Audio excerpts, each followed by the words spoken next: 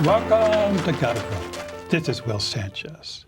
My honored guest tonight is Gabe Spitzer. Gabe is a 3-time Emmy Award-winning filmmaker. This is a very special episode of Gotta Run. We are honoring the memory of Joy Johnson. Joy completed the New York City Marathon 25 times. Actually, 25 consecutive times. After her last marathon, Joy tragically passed away from a head injury that she suffered late in the marathon. Gabe did a film called Every Day about the Joy Johnson story. I'm thrilled to have Gabe as a guest. Thanks, Will. Thanks for having me. Gabe, before we go into the Joy Johnson story, let's learn a little bit about you first. For example, tell us about where you were born, a little bit about your childhood. I was born in Norwich, Vermont, so a New Englander. Grew up there my whole life in the country. My parents taught at Dartmouth, a nearby college. So just grew up in that area. Was always interested in sports. Worked for the local television station, the local newspaper, just as internships when I was in high school. It was always interesting to me, there's television and journalism and how these kind of sports stories were told. So went to college at Wesleyan University in Connecticut. Didn't study film or television, but always was continuing to do internships and think about it on the side. And after school, it just kind of became a career and went from there. Interesting. As a child, then, you just did the normal sports things, but you weren't really an athlete? Did you consider yourself an athlete? I played all the different sports. Didn't really excel at too many of them. Tennis was my big sport, so played that through high school. I was the captain of the tennis team, but after that, kind of, it all went downhill in terms of my athletic abilities, and went behind the camera and just covered them after. Okay. Well, you're here on Manhattan Neighborhood Network, and this is a learning studio that a lot of people learned about filmmaking. But you started very, very young. So what was the equipment like? I mean, you're still young, so you probably were all digital at that time. But what was the fun equipment that you had at that time? Well, when I was in high school and I was working at the local television stations, it was I would edit some of the highlights of high school games or Red Sox games that were on, and I would go, it'd be recorded on a tape and just edit tape to tape. So that was kind of my first thing. And they gave me a camera, and I would go out and film some high school games, things like that, and come back and make some highlights out of it. So that was when I was 16 or 17. I was already trying to learn a little bit more about what it took.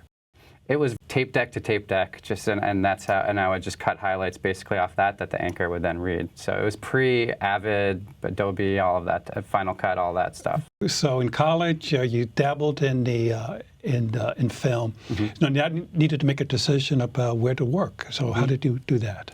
As college was ending, I knew I worked for the newspaper while I was in college, and also interned at CNN. So I knew journalism, and especially sports journalism, was something I was interested in. And a connection of mine, just another alum from Wesleyan, worked at ESPN in Bristol, Connecticut, and that was nearby where my school was. So really just kind of sent him my resume blindly.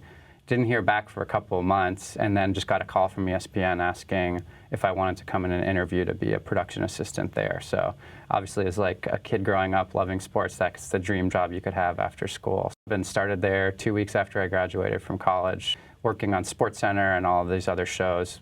Kind of doing the same thing I did in high school, just more advanced, of trying to put together highlights and things like that of sports games. Excellent. I remember going by there, and they have these tons of satellites outdoors. Yeah, in the middle of nowhere, Bristol, Connecticut, but they have a lot going on. So what was the first thing that you did on your own that sort of laid the way to becoming a filmmaker of your own stature? So yeah, ESPN was a lot of live sporting events, things like that. So it wasn't totally specific to the kind of things I'm doing now. But I knew I was interested in documentaries. I loved sports documentaries, and I knew I'd love to try to do something longer form. So after about a year, I left ESPN and got a job through a connection at HBO in New York, and ended up working in the sports department there for about 7 years on staff at HBO Sports. So worked my way up from a production assistant to producer, director.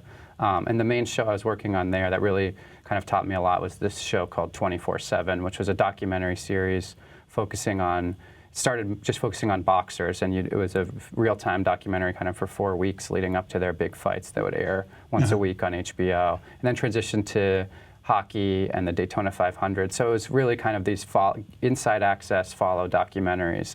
at HBO. Yeah. So you learned on your own, or you had mentors there? Just definitely really smart people working there, producers, directors within the company, but also, cinematographers and editors who worked outside of HBO who worked with us. So built a really good group of people that I learned from, and left there, decided to leave there just to pursue my own stuff about 2 years ago now. And through a college friend, Dan Janvey, who produced Every Day, we had talked about wanting to work together and do something together, and he sent me the story of Joy in December 2013, and I met with ESPN and talked about Joy's story with them, and they were excited about it and helped us make this film. What was it that caught your attention about Joy? Well, it's funny, that year in 2013, I remember watching the marathon or being out there that day. And it's an amazing, obviously, as you know, it's an amazing event. It's like one of those days where all of New York is kind of united, all 5 boroughs coming out and watching these people run this incredible length that many of the observers would never dare trying. So I remember just admiring all the runners and thinking about, every one of these people has a story of what got them there. It's not like they got out of bed and decided they were going to run a marathon that day. It's a lot of training, mental and physical, and it excited me, and I felt like there were stories to tell here. So when Dan sent me this story, it just kind of clicked, and he brought it up and thought it would be a beautiful story to tell, and I agreed. Okay, the story he told about her death from the marathon? It was the New York Times article that her obituary. In the Lives They Lived, which is they do once a year, right around the New Year, and there's a beautiful write-up about Joy in like the end of December of that year. Oh, okay. They did a number of stories of different people. Right. I know they had from famous people like James Gandolfini, and then the next page was Joy Johnson, and it was a beautiful story about her and just her life, and obviously the unique aspects of her story, and it just kind of clicked, and we brought it to ESPN, and luckily Were you meeting you and Drew?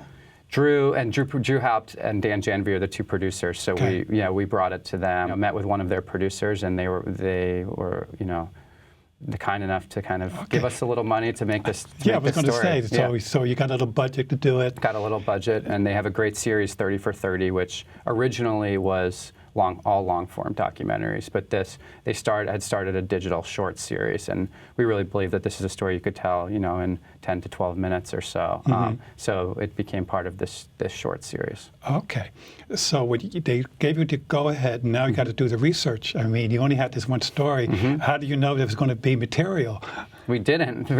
We got the go-ahead, and we said, well, we'll make this as long as her family is on board with it, and we can tell it in the right way. So the first call we made, I remember Drew and Dan and I are calling Diana Boydston, Joy's daughter, in San Jose. In San Jose, and it was only a couple months after Joy. We called her in January, so 2 months after Joy had passed, and she could just from the beginning couldn't have been more supportive of us and excited that we would want to kind of bring Joy back to life in a way, just at least in this film, and so she, said anything we need, she'd be willing to help us out with. And Drew, one of the producers, was out there about a month or 2 later separately and went and met with Diana, and when he went into the house, just started taking pictures and saw, I think from there we knew the abundance of material we had to work with. And Joy's room was really left as it was while she was still alive, and in that room, was years and years of her running history. So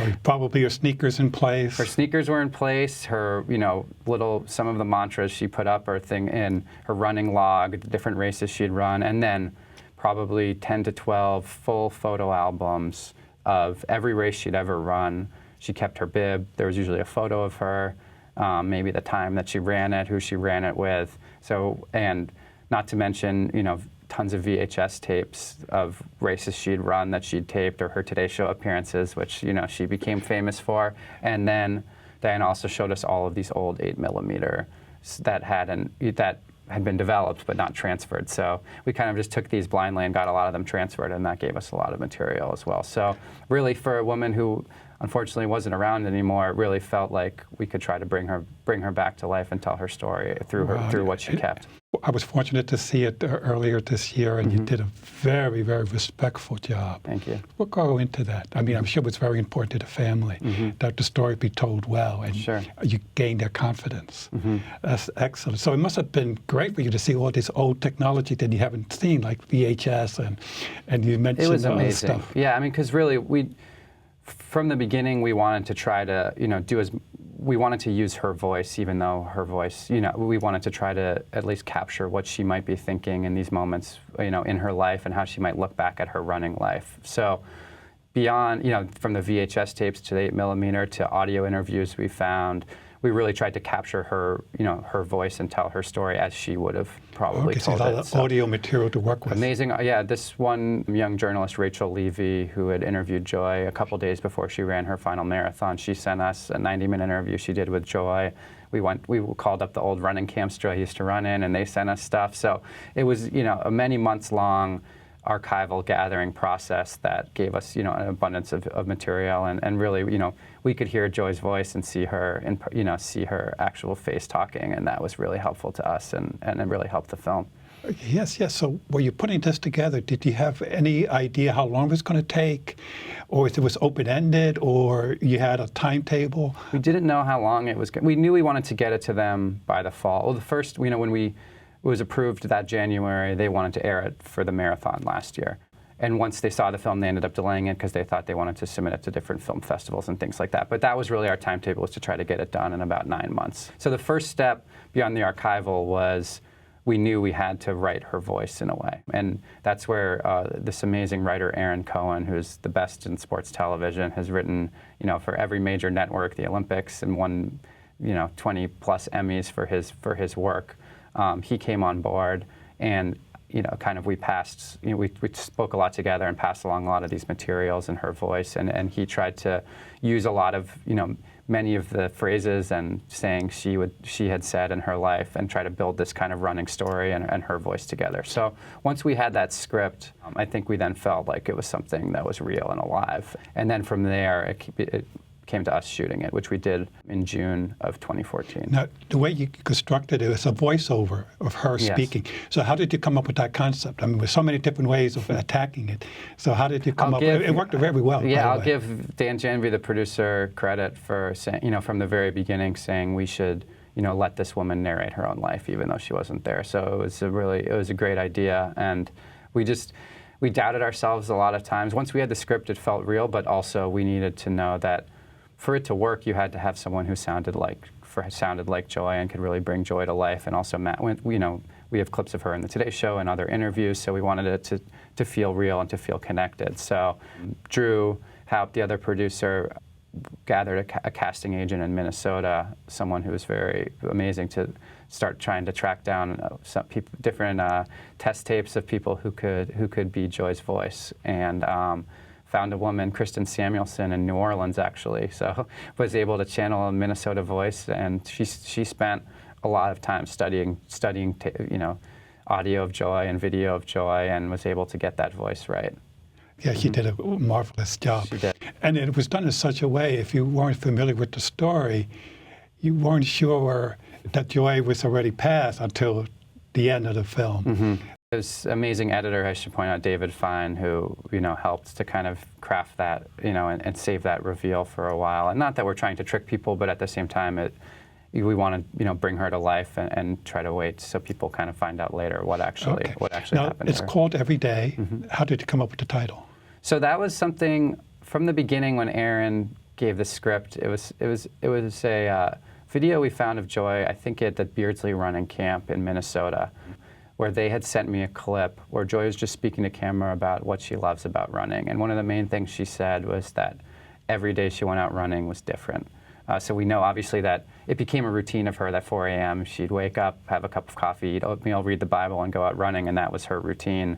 So we loved the routine aspect of it, but we also loved that idea that every day she was going to go out, and it can be a routine, it can be monotonous, but that she was going to discover something different on her run, whether it was, she said, whether it was seeing a monarch butterfly that she had never seen before, she was going to have a new thought that day about something else, that every day she was going to discover something different. So that really touched us and appealed to us, and so that helped with the title. Excellent. Now, you never met Joy. You saw this obituary or this little story. So what surprised you about her life, if anything? I mean, well, not many people are running marathons at 86 years old, so that surprised us to begin with. But I think what really made it special was that she had never run a day in her life until she was 59 years old. And that, that aspect of it, of falling in love with something when most people are thinking about retiring and just going to sit by the beach. And this woman, I think, as she said on your show, it almost became a job to her. I'm always nervous before a run, whether it's a 5K or a marathon, it doesn't make any difference. And what do you attribute that to? Like, when you say... I think just doing it, that it's a hard job.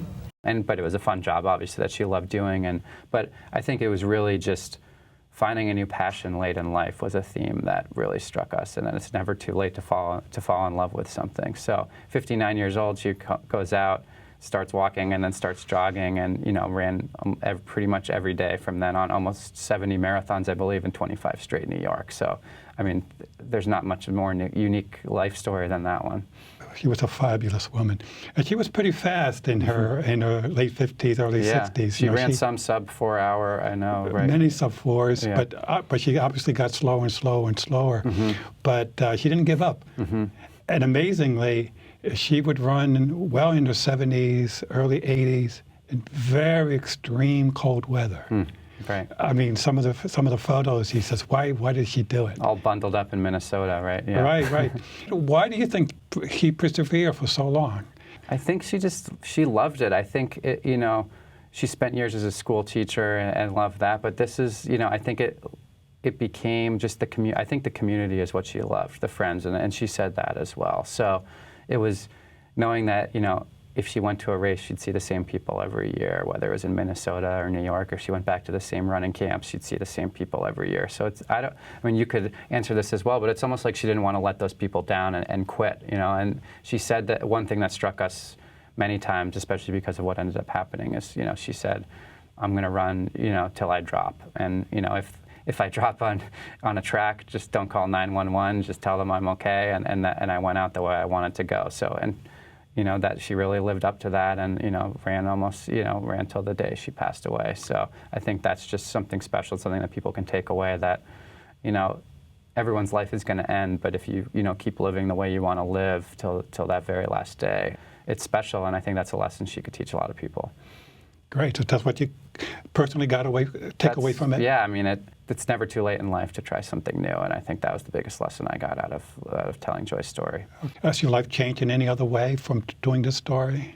Well, we were lucky enough that ESPN really liked it and submitted it to a number of film festivals. So for me, that was, as a young filmmaker, aspiring filmmaker, that couldn't have been any better to try to go to the Sundance Film Festival. Well, that's a big deal, Sundance. Tribeca is, a life-changing experience to just to be able to show Joy's story there, but also just to meet new people and try to pursue new projects. So we're lucky, my life's changed in that way too. That's where I saw it, Tribeca, and luckily I was able to gather a few friends. I've never been to Tribeca, though we live in the city, and they just enjoyed, especially the red carpet. They would met some of the other actors doing other shows, so they got really into it. Yeah, and like I said, it's a very respectful treatment that you did.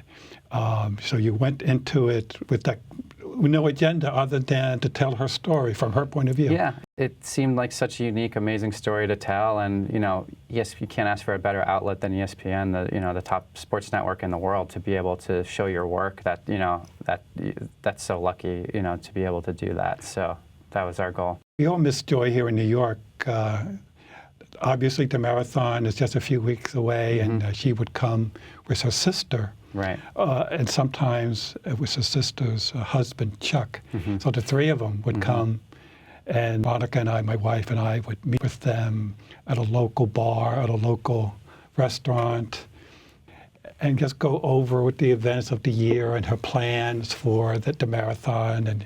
And she traveled as a minimalist, very light. You probably know the story. When she passed away at the hospital, they couldn't find her next kin to call, even though her sister was there, Faith. Obviously, she was in total shock because the first person they actually reached was her granddaughter. I guess she had her ID in her purse. Right. And I think I would maybe have been the second or third person they reached because her daughter called me asking me, where is Joy? She's in the hospital. She knew she was in the hospital because from Leah, but she didn't know, no idea where. Oh, wow.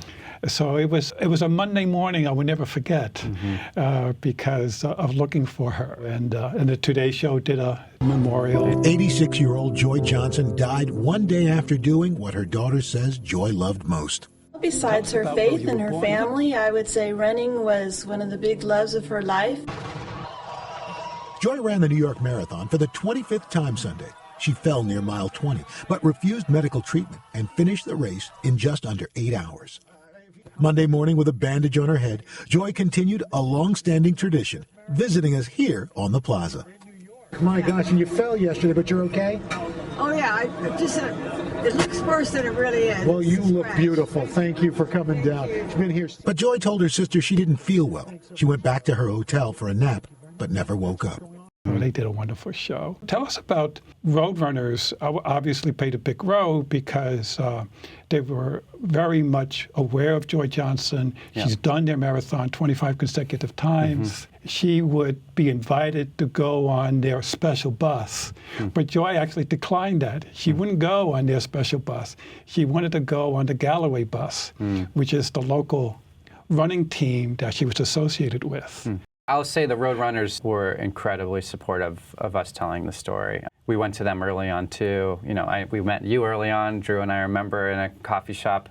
So just in terms of gathering information, but we went to them and said we wanted to tell the story.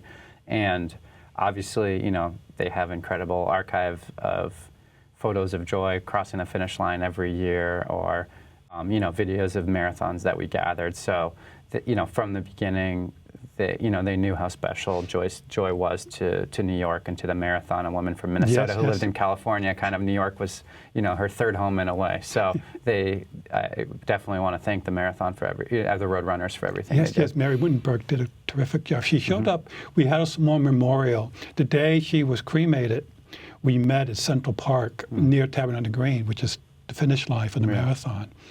And one of the runners actually got a bunch of candles and small mementos, medals and bling, and put it at the lamppost near the finish line. And so I organized a group of us to go there about the time of her cremation. And Mary Wittenberg showed up on an elliptical bike. And she was great. She, on the spot, gave a little speech about Joy and what she meant to us. It was very, very moving. I mean, Joy was, you know, was 86 years old, but you know, Rachel, who was the last reporter to interview, who asked me, you know, what is it about Joy that we like? We didn't think of her as 86 years old. We think of her as a runner. Because when we got together to talk, we talked about the things we want to talk about, the shoes, you know, the clothing, the latest thing about nutrition. And she was into that. She definitely wasn't the typical 80-year-old that's concerned about going to a nursing home. You know, she knew she was never going to go to a nursing home. I want to thank you and your team for putting together this story, the Everyday. Well, tell us where it's going to air in the near future. Sure. On October 28th, which is the Wednesday before Marathon Sunday, it will premiere online on ESPN.com and Grantland, which is their partner website. So they'll put it out and do a lot of great promotion for that. And I think they'll spread it to various websites from there. And then Friday, the October 30th, it will be on ESPN during the 6 p.m. Sports Center, which is a big sports center for them. And they're going to air the film in full that Friday at 6 p.m. And then possibly as well, either clips or the full film during the marathon broadcast on Sunday. So it's very exciting, and it's exciting that ESPN's behind it. So we're happy that, you know, the whole world will finally get to see it. That's great. That's great. Now, in terms of future challenges for yourself, what do you have any other new projects on the way that you're particularly proud of? Want to tell us about? Yeah, so I'm currently maintaining that relationship with ESPN and the same team that did Everyday. We're doing a long-form documentary over an hour on the golfer John Daly, who was kind of the rock star of golf in the 90s. The power guy. The power guy. Hit the ball hard, lived life hard. So we've spent, you know, many months with him this year and are editing that together. So that's going to air sometime next year. So as a part of the 30 for 30 documentary series as well. So really excited to tell that story. Great. Now, I think I read somewhere you're doing something about soccer or something like that? I did. So last year, I did 6 short documentaries or 30-minute documentaries leading up to the World Cup on soccer stories from around the globe of people uniting behind soccer and sport after tragedies or political strife or wars in their country. So traveled the world in late 2013 and put those together early last year, right before I started Joy's story. Oh, before you started Joy. Oh. It was kind of at around the same time. We were starting to do research on Joy as I was finishing those, but then we filmed. We filmed in I should point out that in the documentary, in Every Day, we filmed, everything we filmed was in Joy's house, on the track at Willow Glen High School where she ran. So, Near San Jose? Yep, and we had a local runner, this woman, Carol Peckler, who was amazing. We just found her online. She was about 10 years younger than Joy, but we used her as kind of the body double for Joy. So she lived about 20 minutes away in Palo Alto from San Jose. And we called her up, and she had actually met Joy once, which was really funny. She knew Joy, and then came down and ran on the track for us, and really developed a relationship with Diana and Leah, Joy's family, as well since then. Yes. Well, this coming New York City Marathon, a bunch of people last year ran in Joy's honor, and I think a few more people this year. I think one of your relatives is going to do that? My mother-in-law is going to be running her first, she's run many half marathons, but she's going to be running her first full in New York this year in Joy's honor. So we'll be out there cheering her on. I wish I could do it myself, but I'll live through her. Excellent. I think we covered it all. I just, want to say again how lucky we feel to have, even though we never met Joy, to have found her story and been able to tell it, and met so many people that, like you, that she influenced and made a difference in their lives, and she's made a difference in ours as well. Excellent. Listen, on that note, thank you so much for coming in. Thanks so much, Will. Thanks for having me.